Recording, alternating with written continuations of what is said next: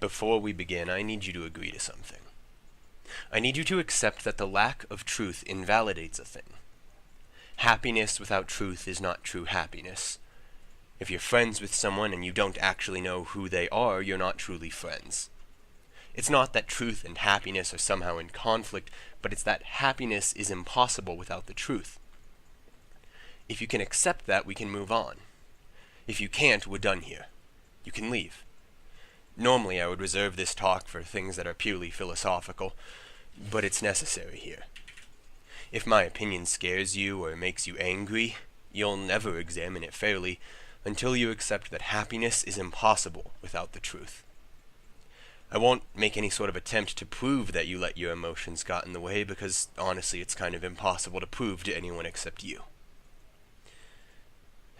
So, for those of you that are still in your seats, let's begin. This was me a little over 2 years ago. Blue hair, dressed as Castile, and fully on board with a third term of Obama. I also had some whack-ass unshaved sideburns. I was almost an SJW, and I might have been.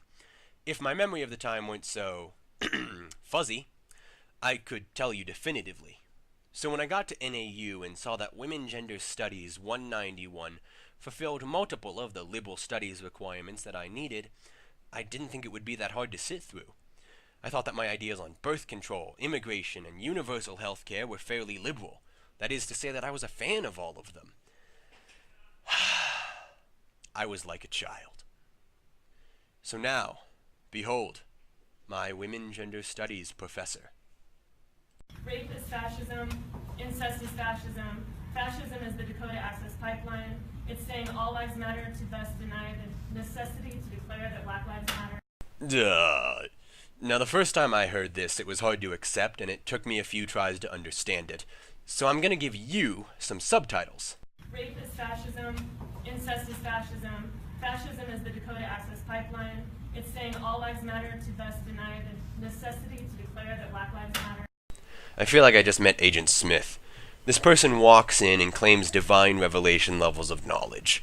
Then, before long, I realize that they're actually a machine trying to corrupt my mind, and I'm reduced to a guy in the corner trying to convince himself that what he believes is real and true and right, despite the fact that it's being backed by absolutely batshit crazy professors.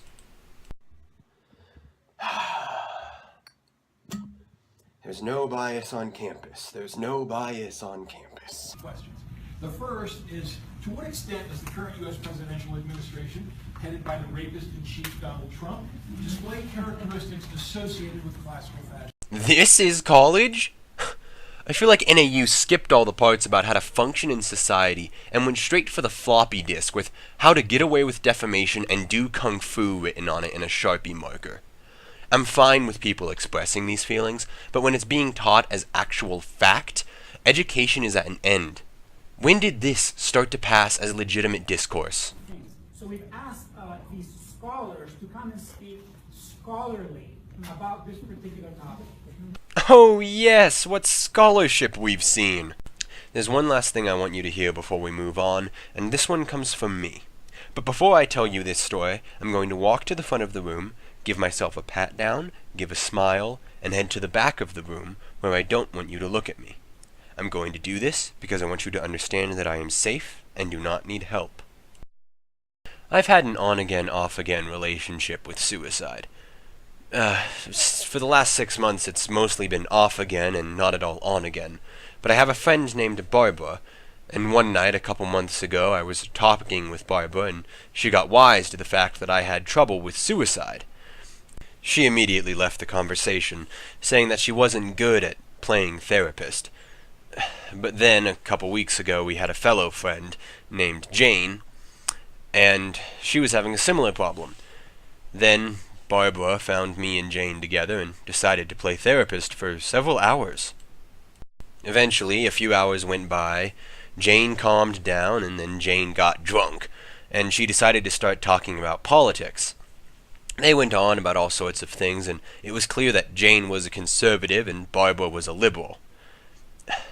But then when I asked if they wanted to hear my opinion, which I had not given yet up to that point, Barbara just straight up said no. She said that I, as a white man, had no right to talk to her about it. She is a white woman, by the way.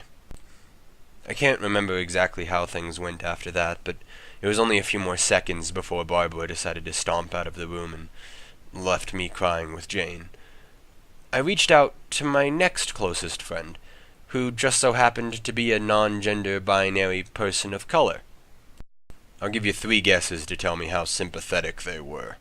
So now I'm here realizing that my friends actually care less about my life, my happiness, and my opinion just because I'm a white guy. It's been real hell the last couple of weeks. A couple of random kids in my theater class have noticed me hiding my tears from Barbara, who has been refusing to talk about it.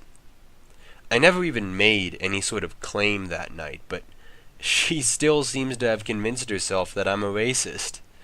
It's the most amazing thing, isn't it?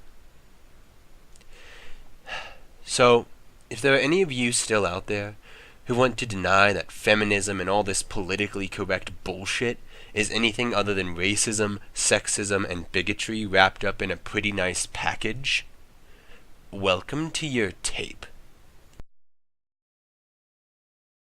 I should be back at the front of the room now. I'm hoping to see a mixture of anger and fear from a lot of you. You see, changing an opinion is a painful and unwanted thing.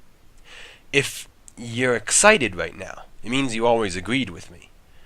If you're afraid and maybe even a little angry, it means you're ready to hear my opinion and you're ready to change. If you're ready to pipe up so that you can debate me, well, you've become my opponent now. And I'm sad to say that you haven't changed since we started this.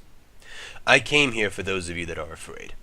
Afraid that the world you believe in really is built on the backs of people who think incest is fascism.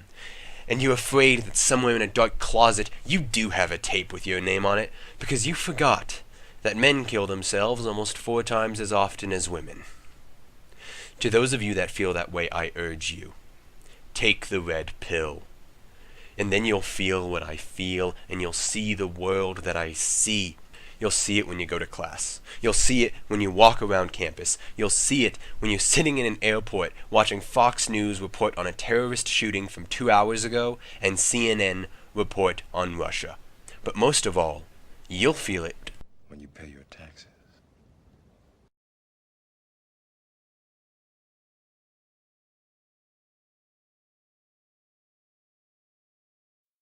Who were putting, so like they're burning flags now, and or probably minorities or people who didn't vote for Trump, and I guess my brain like immediately went back to people putting like Obama on flags or putting like black people up on trees and hanging them, which was what happened when Obama was elected. So that's what I was getting at. Do you not remember that? Maybe because you're white? I don't know.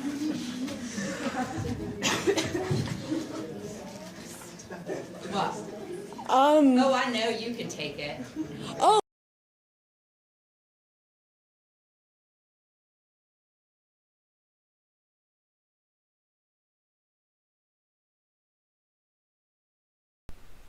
Well, now I just want to watch The Matrix.